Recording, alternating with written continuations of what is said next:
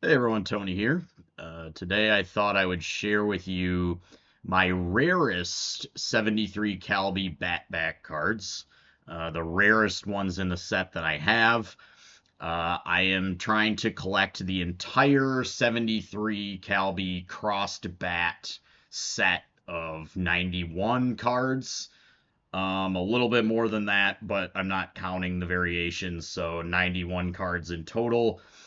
Just a quick reminder, or if you're hearing it for the first time, just an announcement. I do have a new vintage Japanese card and memorabilia blog. It's called Nippon Baseball Retro. So I'll link it in the description thing. So check it out. Actually, what I'm doing on my blog is I'm chronicling my collecting of the 73 Calbee Batback cards, and I'm translating all of the ones that I get. So eventually, I want to have an archive or a resource of all of these cards with fully translated backs that people can look at and enjoy, and hopefully that increases the interest in these cards and Japanese cards in general. So anyway, let's get into it. So like I said, I'm going to share with you some of my rarest back cards. I don't have any of these translated yet because they're all higher numbered cards. So I'm kind of working in numerical order in of the ones that I have, right? So I won't get to translating these later, but I do want until later. But I do want to share them. So let's start off. So these cards all come from numbers 73 to 91 in the set. And actually, the 73 Calbee set was released in two distinct series or blocks, to use the Japanese terminology. So, block one was cards number 1 through 72, and block two was cards numbered 73 to 91. Now, there's a big difference between block one and block two that influences their scarcity. So, block one was released nationwide, so all across Japan for a comparatively longer period of time, a few weeks, all across Japan nationally. And not only that, the first in my opinion, probably the first 53 cards of Block 1 were also reprinted when Block 2 came out, making them even more comparatively common within Block 1, which is more common overall than Block 2. So then that comes to Block 2. And the thing with Block 2 was that the cards, not only were they not released nationally, they were only released in Western Japan. So that would be the left half of Honshu, the main island, and Kyushu, Western Japan, which crucially that skips Tokyo. So Series 2 or Block 2 is not released in the Tokyo metro area. And not only that, Series 2 or Block 2 was also released over a shorter period of time, comparatively. So what it comes down to is that the Block 2 cards are quite rare. The Block 2 cards, the Batback versions, are quite rare, far rarer than the lower numbered cards. In particular, the Yomiuri Giants players.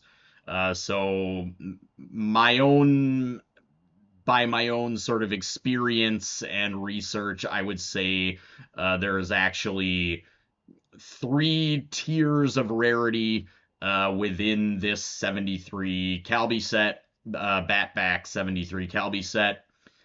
Cards number 1 through 53, I would consider commons. Those are the most readily available cards. And then next would be cards 54 to 72, the higher numbers in block one, I would consider uncommon. So they're a little more scarce than the commons. And then cards 73 to 91, which is all of Block 2, are rare. They're just quite rare. But I think it's been 5 minutes, haven't shown a card, so shut up and show some cards. 1, 2, 3, 4, 5, 6, 7. I actually am lucky enough, I have 7 of the rare high-numbered Block 2 cards. So I'm going to share them with you guys today, starting with the lowest number I have, which is number 73. And this card is of Tigers catcher and Hall of Famer Koichi Tabuchi, who hit over 400 home runs. So this is a nice horizontal swinging card that recalls at least number 2 in the set. There's a couple of very nice horizontal swinging cards like this. So this one is number 73, the first card in Block 2 or Series 2, Koichi Tabuchi. And then let's see here, who have I got next? So card number 74, and this is a very nice, clean example too to boot. So in addition to its rarity, it's also a very clean card. This is Takenori Emoto, and he was a pitcher for the Hawks, but he also pitched for the Tigers. He is not a Hall of Famer, but he did have a pretty eventful post-career. A couple things about him of interest.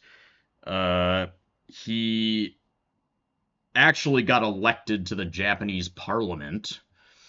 So he had a successful political career, and he was also a guest judge for a couple years on Iron Chef.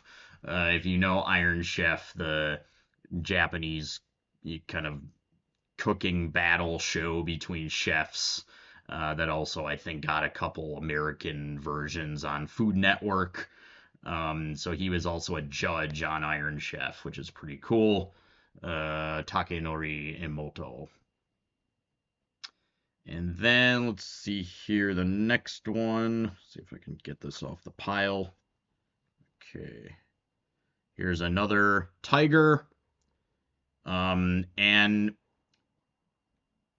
these cards, just as a quick note, in this batch of cards, these high number Series 2, you're going to see a lot of Tigers and Hankyu Braves, because, as I said, this was released in Western Japan, which means principally the Kansai area in terms of population, which is where the Tigers still play, and the Braves, the Hankyu Braves, when they were a thing, also played in that area.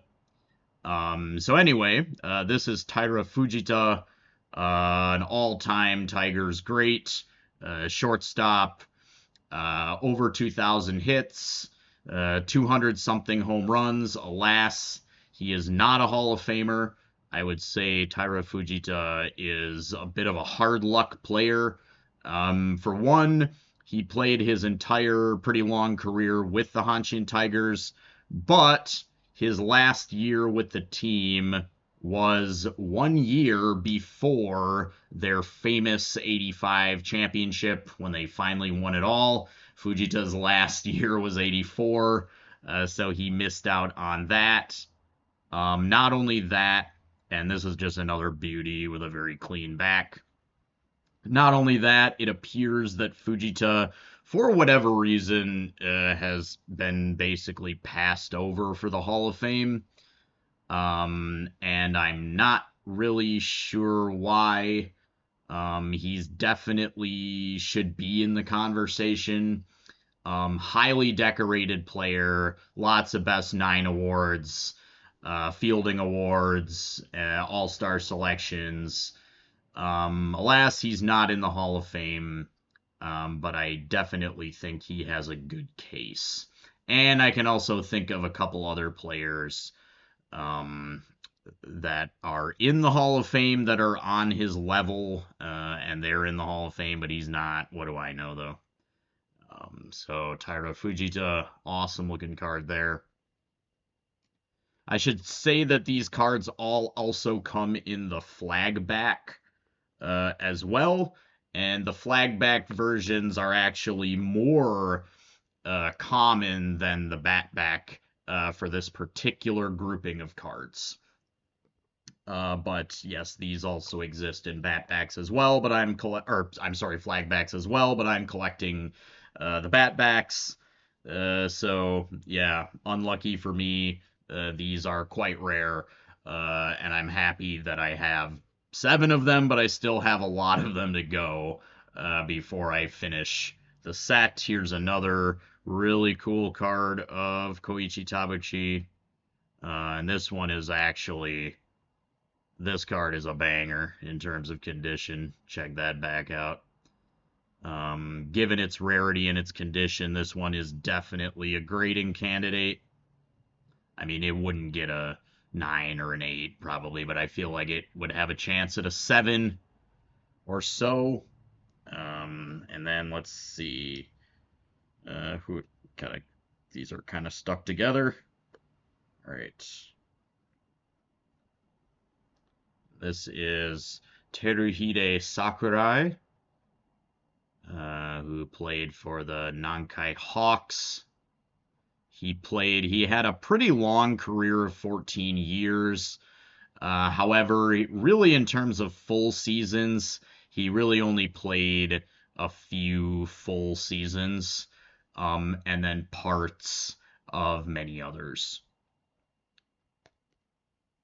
Also quite clean. So